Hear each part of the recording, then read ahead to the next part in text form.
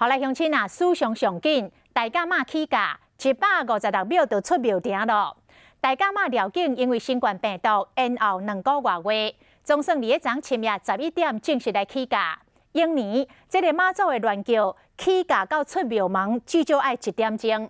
今年为着防疫，禁止信徒来望銮轿，结果敢若用156秒，无到3分钟，这个銮轿就行出着庙前的广场，创下着大甲马起价上紧出庙埕的纪录。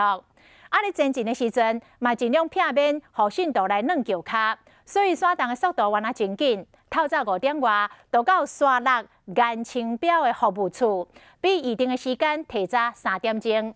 啊，拄啊出院，无法度对咧专程了解的颜青标，甲伊80岁老爸爸做伙伫咧现场来接驾。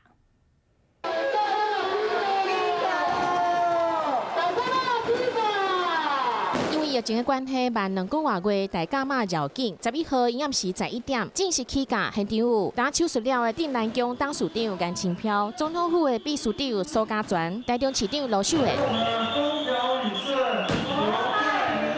今年受到疫情的影响，往年迄种信徒人客人抢买望轿的情形，去庙方禁止。今年大家跪伫庙头前，双手合十，主动让出一条路。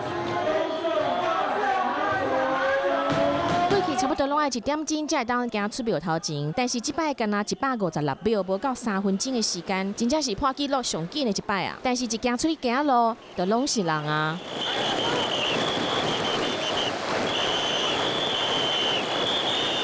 好哩，刚才一路拢无出现抢轿的冲突，众人移动的速度真紧。透早5点外就已经到山落了，我都对咧绕境的颜青飘含伊80岁爸爸离服务处接驾。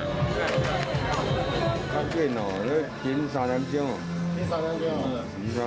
现在才5点尔，较紧啊！即摆就渐来，愈人会愈多。你即摆今日人又拜5搁上课咧，明仔载去人就出来啊。